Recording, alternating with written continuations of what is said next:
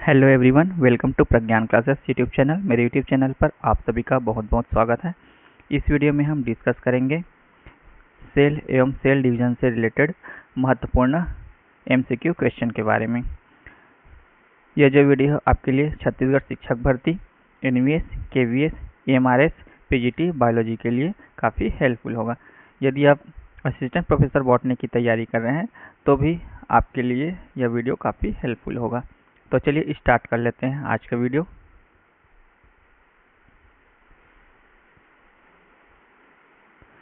यदि आप हमारे चैनल पर नए हैं तो चैनल को सब्सक्राइब कर ले तथा एवं बेल आइकॉन को भी प्रेस कर ले ताकि आने वाले सभी वीडियो जो है आप तक पहुंच सके। इस वीडियो का पीडीएफ प्राप्त करने के लिए हमारे टेलीग्राम चैनल से ज्वाइन कर सकते हैं। टेलीग्राम चैनल का जो लिंक है डिस्क्रिप्शन बॉक्स में दे दिया गया है। इससे पहले हमने 60 क्वेश्चन तक कवर कर लिया था। आज हम 61 क्वेश्चन से कवर करेंगे। उसके बाद हम सेल डिवीजन के जो क्वेश्चन है उसको कवर करेंगे। आज का जो फर्स्ट क्वेश्चन है,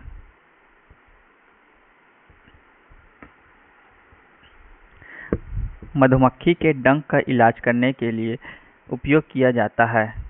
यानी कि मधुमक्खी जब डंक मारती है तो उसका इलाज करने के लिए हम किसका घोल का इस्तेमाल करते हैं? नींबू के रस का, सिरका का, दूध का या फिर बेकिंग सोडा का। तो जो मधुमक्खी का डंक होता है वो किस प्रकृति का होता है? तो अम्लीय प्रकृति का होता है। तो अम्लीय प्रकृति को न्यूट्रल करने के लिए हम किसका उपयोग करेंगे? एक क्षारीय प्रकृति वाले घोल का। तो बेकिंग सोडा जो है कैसा होता है? क्षारीय घोल होता है। तो बेकिंग सोडा का हम उपयोग करके मधुमक्खी के डंक का इलाज कर सकते हैं।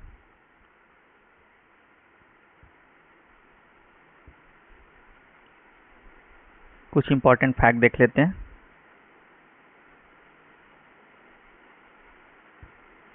एपीकल्चर में मधुमक्खी पालन किया जाता है। यानी कि मधुमक्खी का जो पालन किया जाता है उसके अध्ययन को हम क्या कहते हैं? एपीकल्चर कहते हैं। खाने का सोडा का रासायनिक नाम क्या है? तो सोडियम बाइकार्बोनेट होता है और इसका सूत्र जो होता है क्या होता है? NaHCO3 होता है।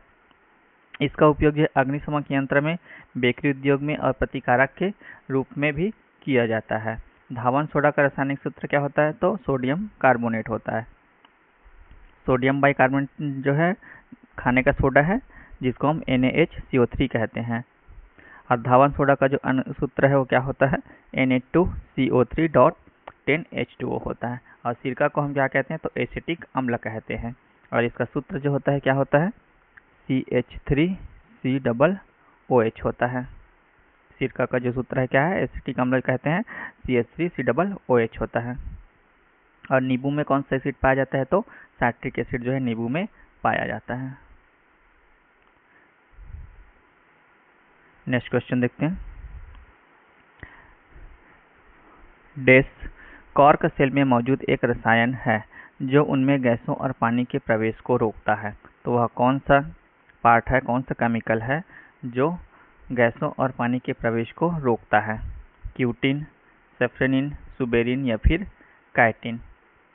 तो जो सुबेरिन होता है वह कॉर्क सेल में मौजूद एक रसायन है जो उनमें गैसों और पानी के प्रवेश को क्या करता है? रोकता है। कॉर्क कैम्बियम द्वारा बाहर की ओर कॉर्क का निर्माण होता है। किसके द्वारा होता है? कॉर्क का जो निर्माण है वो कॉर्क कैम्बियम के द्वारा। कॉर्क कैम्बियम के द्वारा किसका निर्माण होगा? बाहर की ओर कॉर्क का निर्माण होता है। और परिपक्व होने पर ये क्या हो जाता है? मृत हो जाता है, डेड हो जाता है, डेड हो जाएगा सेल जो है। इसमें वायु जो है वो भरी रहती है। और बोतलों में लगाया जाने वाला जो कॉर्क होता है एक उत्तम यानी कि उत्तम उदाहरण होता है इसका। और ये जो कॉर्क होता है किससे ऑब्टेन होता है, किस पौधे से प्राप्त होता है? तो क्विरकस सुबेर जो नाम का पौधा होता है उससे प्राप्त होता है। क्विरकस सुबेर जिसे हम ऑक प्लांट कहते हैं। कवक की कोशिका भित्ति किसकी बनी होती है? तो काइटिन की बनी होती है। नेक्स्ट क्वेश्चन है, प्रोटीन की जानकारी प्रदान करने वाले डीएनए के भाग को कहा जाता है। तो प्रोटीन की जानकारी प्रदान करने वाला जो भाग है वह कौन सा है? यानी कि डीएनए के भाग को क्या कहा जाता है? क्रोमोसोम कहा जाता है, नाभिक कहा जाता है, केंद्रक कहा जाता है या फिर जीन कहा जाता है। तो प्रोटीन की जानकारी प्रदान करने वाले डीएनए के जो भाग है उसको हम जीन कहते हैं। डीएनए का वह छोटा खंड जिसमें आनुवंशिक कूट निहित होता है उसे ही हम क्या कहते हैं? जीन कहते हैं। जीन जो है क्या है? डीएनए का ही भाग होता है, स्मॉल सेगमेंट ऑफ डीएनए होता है जिसमें जेनेटिक कोड निहित होता है। और डीएनए में कौन सा शुगर प्रेजेंट होता है? तो डीऑक्सीराइबोस शुगर जो है वो डीएनए में प्रेजेंट होता है।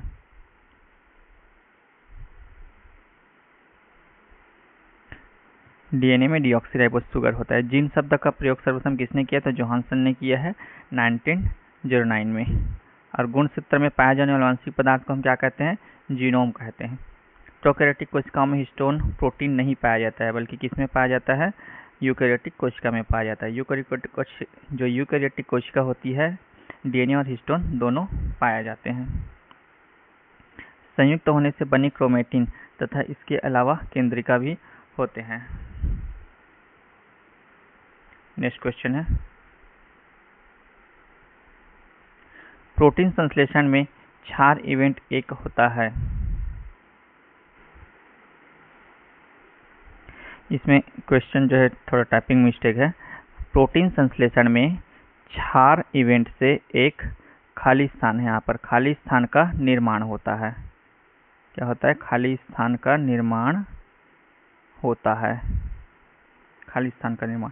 तो आरएनए प्रति, डीएनए प्रति, डीएनए और आरएनए प्रति, एमआरएनए प्रति।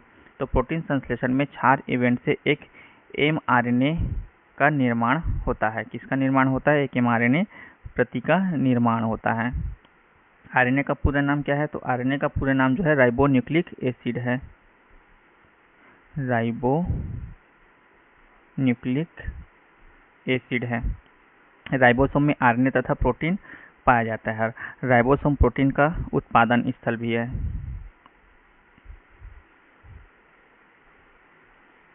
स्तनी के लाल रुधिर कण में राइबोसोम नहीं पाया जाता है। क्यों नहीं पाया जाता है? क्योंकि लाल रुधिर कणिका द्वारा प्रोटीन संश्लेषण जो है वो नहीं होता है। गोल्जी काय को कोशिका के अणुओं का यातायात प्रबंधक यानी कि ट्रैफिक पुलिस कहा जाता है। नेक्स्ट क्वेश्चन है,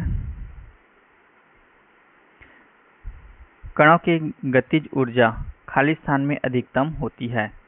प्लाज्मा में, द्रवों में, ठोसों में या फिर गैसों में। तो कणों की जो गतिज ऊर्जा होती है वह प्लाज्मा में सबसे अधिक होती है। Option A is the correct answer.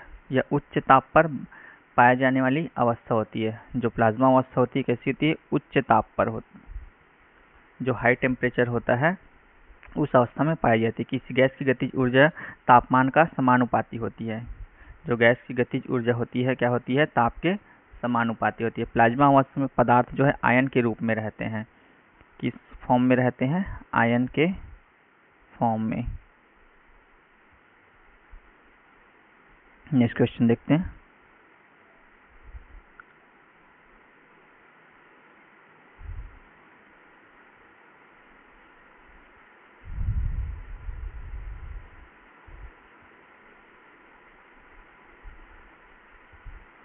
Dash में पतली कोशिका भित्ति के साथ अपेक्षाकृत अवशिष्ट कोशिकाएं होती है। स्क्लेरेंकाइमा होती है, कोरेनकाइमा होती है, पैरेंकाइमा होती है या फिर फ्लोएम होती है। तो इसका जो राइट आंसर है वह क्या हो जाएगा? पैरेंकाइमा होती है। पैरेंकाइमा में पतली कोशिका भित्ति के साथ अपेक्षाकृत अवशिष्ट कोशिकाएं भी उपस्थित होती है। पैरेंकाइमा ऊतक की सेलों में जीवित, गोलाकार, अंडाकार, बहुभुजी या फिर अनियमित आकार की होती है। जो पैरेंकाइमा है उसकी सेल कैसी होती है? लिविंग होती है, जीवित होती है, गोल होती है, राउंडेड होती है या फिर ओवल अंडाकार हो सकती है या फिर बहुभुजी पॉलीगोनल हो सकती है या फिर इर्रेगुलर अनियमित आकार की होती है। इस ऊतक की कोशिकाओं में सघन कोशाद्रव्य और एक केंद्रक भी पाया जाता है। क्या क्या पाया जाता है इसमें?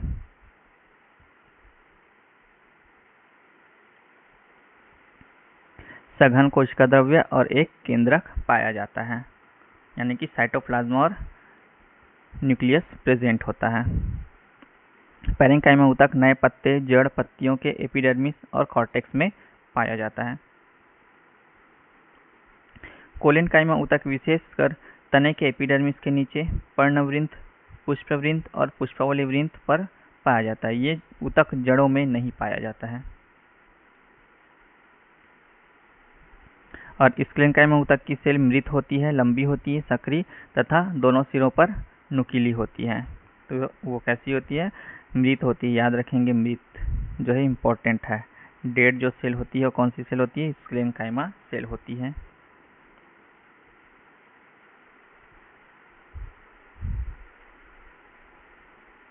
नेक्स्ट क्वेश्चन है, पादप कोशिका भित्ति किससे बनी होती है? तो आप जानते हैं कि जो पादप कोशिका भित्ति होती है किससे मिलकर के बनी होती है? तो सेल्यूलोज की बनी होती है और साथ में क्या होता है? पेक्टिन प्रेजेंट होता है।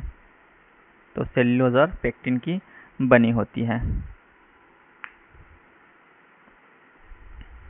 आगे बढ़ते हैं, कुछ फैक्ट देख लेते हैं।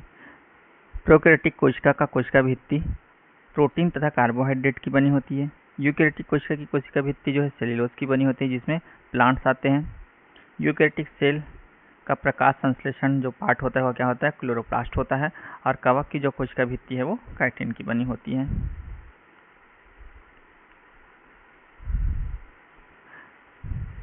सेल टॉपिक का आज का अंतिम सवाल है, इसके बाद हम सेल डिवीजन स्टार्ट करेंगे। अस्थि कोशिकाएं एवं हार्ड मैट्रिक्स में अंतः स्थापित होता है जो बना होता है।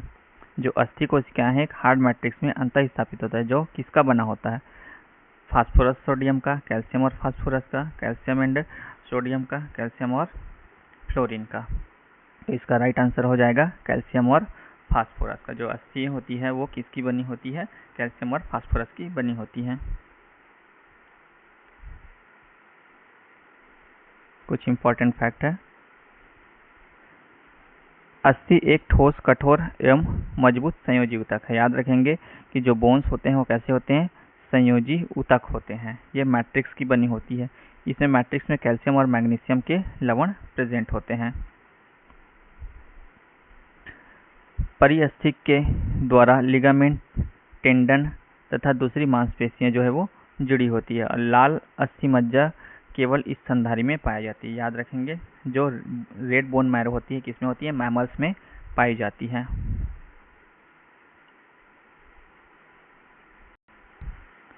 लिगामेंट और टेंडन से रिलेटेड एक ट्रिक देख लेते हैं। बल्ब से, बल्ब याद रखिएगा, बल्ब यानी कि एल का मतलब होता है लिगामेंट और बी का मतलब होता है बोन, बी का मतलब होता है बोन। बोन टू बोन को जोड़ने वाला जो टिश्यू होता है वह कौन होता है? लिगामेंट होता है। तो बल्ब से याद रख सकते हैं, बोन टू बोन जोड़ने वाला जो कनेक्टिव टिश्यू होता है वह लिगामेंट होता है। और बॉटम से याद रख सकते हैं, BTM से बॉटम, बल्ब बॉटम ऐसे याद रख सकते हैं। बोन टू मसल्स को जोड़ने वाला कौन होता है? तो टेंडन होता है। तो ऐसे आप ट्रिक बना करके याद कर सकते हैं। तो दोनों ट्रिक याद रखिएगा, बल्ब और बॉटम।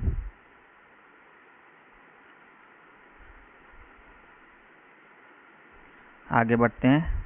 अब हम कोशिका विभाजन यानी कि सेल डिवीजन के जो क्वेश्चन है उसको स्टार्ट करते हैं। और आज का जो फर्स्ट क्वेश्चन है कोशिका विभाजन का वह है,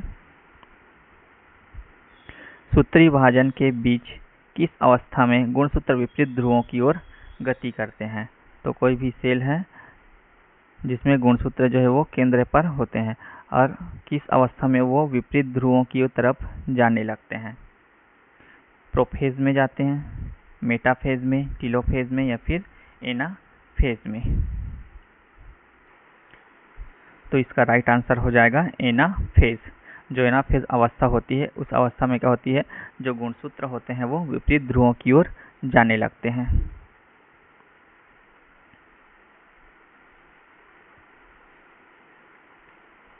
इंपॉर्टेंट फैक्ट है, प्रोफेज कोशिका में विभाजन की शुरुआत की सबसे अवस्था होती है, यानी कि प्रोफेज जो है सबसे पहली अवस्था होती है। अगर आपको सीरीज पूछा जाए तो कैसे बताएंगे?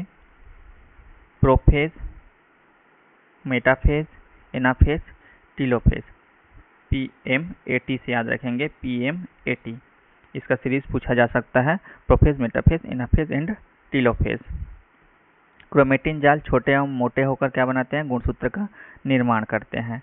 मेटाफेज स्पिंडल फाइबर यानी कि तर्क धागे जो होते हैं का निर्माण पूर्ण होता है। इस विभाजन में लगभग 1 घंटा लगता है। टीलोफेज यह प्रोफेज का उल्टा होता है। जो टीलोफेज है वो किसका उल्टा है? प्रोफेज, यानी कि ये जो प्रोफेज है और टीलोफेज है एक दूसरे के अपोजिट होते हैं। केंद्रक एवं केंद्रिका स्पष्ट हो जाते हैं, क्रोमोसोम पतले हो जाते हैं। ये भी क्वेश्चन पूछा जाता है कि केंद्रक और केंद्रिका जो है स्पष्ट कब दिखाई देते हैं, तो ये भी याद रखेंगे। जो टीलोफेज अवस्था होती है उसमें केंद्रक केंद्रिका स्पष्ट दिखाई देते हैं। स्पिंडल फाइबर नष्ट हो जाता है एवं एक मदर सेल से 2 डॉटर सेल का निर्माण हो जाता है। समसूत्री विभाजन में क्या होता है? एक मदर सेल है उससे कितना? 2 डॉटर सेल का निर्माण होता है, जिसे हम समसूत्री विभाजन कहते हैं। और उस समय क्या हो जाती है? स्पिंडल फाइबर जो है वो पूरी तरह से नष्ट हो जाता है। आगे बढ़ते हैं नेक्स्ट क्वेश्चन पे। निम्नलिखित में सूत्र विभाजन की सबसे लंबी अवस्था कौन सी है? तो सूत्र विभाजन की सबसे लंबी अवस्था कौन सी है? प्रोफेज है, एनाफेज है, मेटाफेज है या फिर टीलोफेज है? तो जो प्रोफेज अवस्था होती है वह समसूत्री विभाजन की सबसे लंबी अवस्था होती है। पिछले वीडियो में मैंने 52 नंबर का जो क्वेश्चन है उसमें कुछ इंपॉर्टेंट फैक्ट बताया। उसमें गलती से मैंने समसूत्री विभाजन की जो सबसे छोटी अवस्था बता दिया था बाय मिस्टेक, उसके लिए सॉरी। तो जो प्रोफेज होती है वह सबसे लंबी अवस्था होती है, ना कि छोटी अवस्था होती है। तो वहाँ पर आप करेक्शन कर लेंगे इंपॉर्टेंट फैक्ट में। आगे बढ़ते हैं नेक्स्ट क्वेश्चन पे।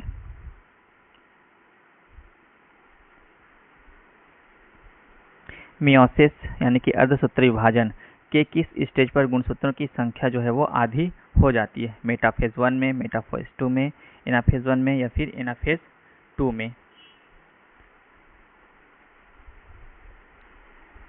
मियोसिस एनाफेज 1 में गुणसूत्रों की संख्या जो होती है क्या हो जाती है? आधी हो जाती है। एनाफेज 1 जो अवस्था होती है उसमें क्या हो जाती है? गुणसूत्रों की संख्या जो है वो आधी हो जाती है। मियोसिस विभाजन के फलस्वरूप मेल में स्पर्म और फीमेल में क्या होता है? ओवम का निर्माण होता है। मियोसिस को हम रिडक्शन डिवीजन भी कहते हैं। क्या कहते हैं? रिडक्शन डिवीजन भी कहते हैं। 4 नंबर क्वेश्चन है। उपापचय मेटाबॉलिज्म की दृष्टि में निम्नलिखित में से किस अवस्था की कोशिका ज्यादा सक्रिय होती है? तो वह कौन सी अवस्था की कोशिका है जो मेटाबॉलिकली एक्टिव होती है? Interphase, telophase, prophase, metaphase. Prophase अवस्था में जो मेटाबॉलिकली जो होती कोशिका सबसे ज्यादा एक्टिव होती है, सबसे ज्यादा सक्रिय होती है। कौन सी अवस्था? प्रोफेज अवस्था।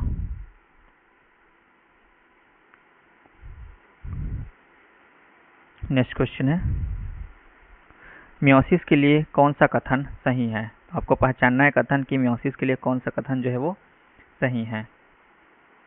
मियोसिस 1 जो होता है समसूत्री विभाजन है, मियोसिस 1 अर्धसूत्री विभाजन है, मियोसिस 2 अर्धसूत्री विभाजन है, मियोसिस 1 एंड 2 दोनों अर्धसूत्री विभाजन है। तो इसका राइट आंसर क्या हो जाएगा? मियोसिस 1 जो होता है वो अर्धसूत्री विभाजन होता है और मियोसिस 2 जो होता है क्या होता है? समसूत्री विभाजन होता है। दोनों याद रखेंगे। मियोसिस 1 क्या है? अर्धसूत्री विभाजन है और मियोसिस 2 जो होता है क्या होता है? समसूत्री विभाजन होता है। ये भी याद रखेंगे। मियोसिस 2 को हम क्या कहते हैं? समसूत्री विभाजन कहते हैं। इसका राइट आंसर जो है ऑप्शन बी हो जाएगा।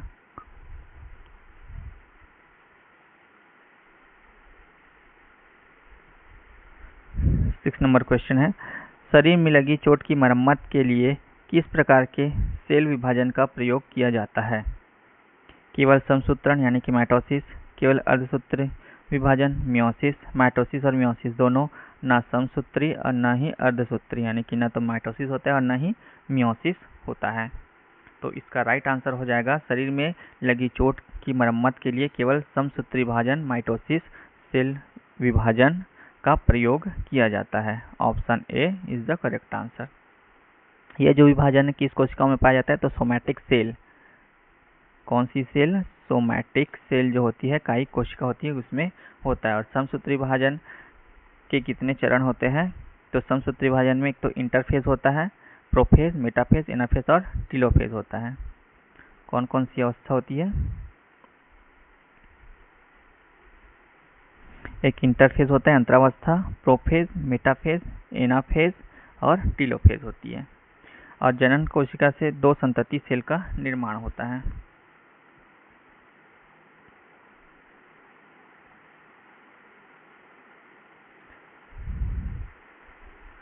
सेवन नंबर क्वेश्चन है, निम्नलिखित में से शरीर विज्ञान एवं चिकित्सा की वह कौन सी शाखा है जो पुरुषों के विशिष्ट रोगों एवं स्थितियों से संबंधित है? एंड्रोलॉजी है, एस्टेकोलॉजी है, बायोइकोलॉजी है या फिर डेस्मोलॉजी है? तो शरीर विज्ञान एवं चिकित्सा की वह शाखा जो पुरुषों के विशिष्ट रोगों एवं स्थितियों से संबंधित है वह है andrology. Option A is the correct answer.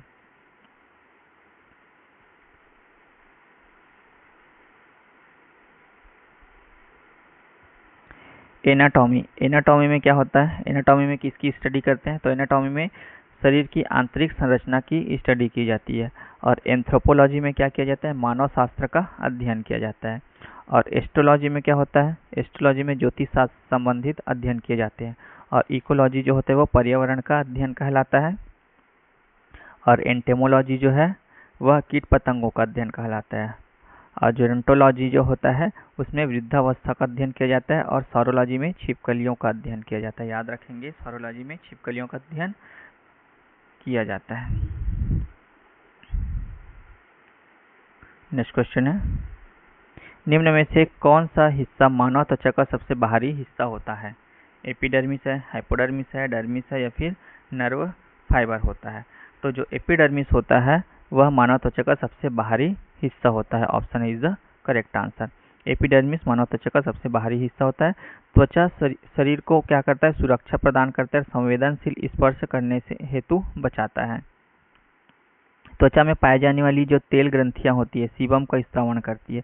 और त्वचा के श्वेत ग्रंथियों से किसका स्त्रावण होता है? तो पसीने का स्त्रावण होता है, यानी कि श्वेत का स्त्रावण होता है।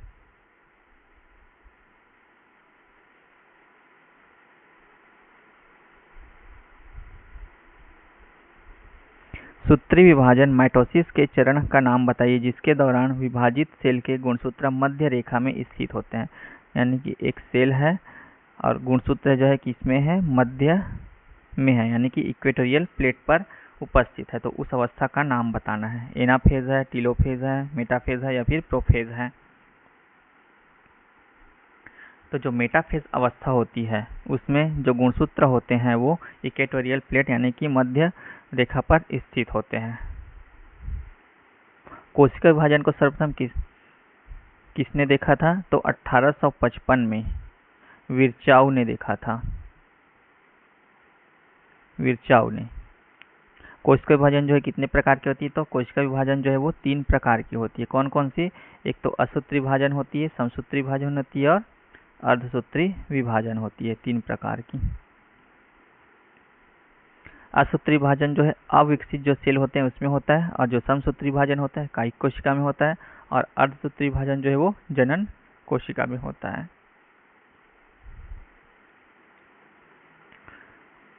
10वां नंबर क्वेश्चन देखते हैं, निम्नलिखित में अर्धसूत्री विभाजन के लिए कौन सा कथन जो है सत्य नहीं है? नहीं पूछा गया है, नहीं पहचानना है। अर्धसूत्रण 2 चरणों में होता है, बिल्कुल सही है। जो अर्धसूत्री विभाजन होता है 2 चरणों में होता है, मियोसिस 1 एंड मियोसिस 2। अर्धसूत्री विभाजन के परिणाम स्वरूप परिणामी कोषों में गुणसूत्रों की संख्या दोगुनी हो जाती है, बिल्कुल गलत। गुणसूत्रों की संख्या दोगुनी नहीं बल्कि क्या हो जाती है? आधी हो जाती है, तो गलत कथन है। अर्धसूत्रण के दौरान जनन कोशिका के जीन परिणामी कोषों में मिश्रित हो जाते हैं, बिल्कुल सही है। जो जनन कोशिकाएं के जो जीन होते हैं क्रॉसिंग ओवर के थ्रू क्या हो जाते हैं? एक दूसरे से रिकॉम्बिनेंट हो जाते हैं, मिक्स हो जाते हैं। जनन ग्रंथि गोनेड में अर्धसूत्रण युग्मक के उत्पादन के लिए होता है। तो युग्मक के उत्पादन के लिए क्या होता है? अर्धसूत्री विभाजन होता है। किसमें? जनन ग्रंथियों में। तो बिल्कुल सही। तो कौन सा ऑप्शन जो है करेक्ट हो जाएगा? हमको नहीं पहचानना है, यानी कि असत्य पहचाना था। ऑप्शन बी जो है क्या हो जाएगा? करेक्ट आंसर हो जाएगा, जो कि गलत ऑप्शन, गलत दिया हुआ है और हमें असत्य पहचानना है। आगे बढ़ते हैं, नेक्स्ट क्वेश्चन।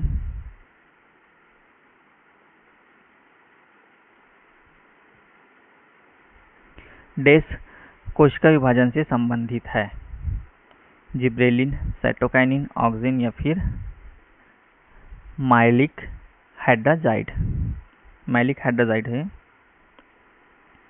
तो कौन सा है जो कोशिका विभाजन से संबंधित होता है? तो साइटोकाइनिन जो होता है वो कोशिका विभाजन से संबंधित होता है। साइटोकाइनिन ऑक्सिन की उपस्थिति में कोशिका विभाजन और विकास में क्या करता है? हेल्प करता है। और साइटोकाइनिन की खोज किसने की है? तो मिलर ने की है। कब की है? 1955 में की है। और इसका नामकरण जो है वो किसने किया है? लिथाम ने किया है। खोज किसने की है? मिलर ने, और जो नामकरण है वो लिथाम ने किया है। और ये जीर्णता को रोकता है। किसको रोकता है? जीर्णता को रोकता है, सेनेसेंस को इनहिबिट करता है। यह आरएनए एवं प्रोटीन बनाने में भी हेल्प करता है। किसके किसके? आरएनए और प्रोटीन, आरएनए एंड प्रोटीन निर्माण में सहायक है।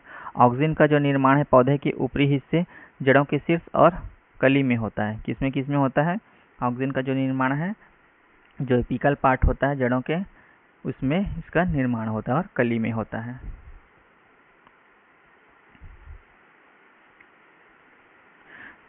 तो आज की वीडियो में बस इतना ही।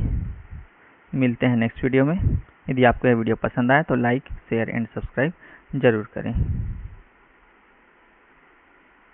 और वीडियो का PDF प्राप्त करने के लिए हमारे टेलीग्राम चैनल से ज्वाइन कर सकते हैं। इसका जो लिंक है डिस्क्रिप्शन बॉक्स में दे दिया गया है, तो आप वहां से ज्वाइन कर सकते हैं। मिलते हैं नेक्स्ट वीडियो में।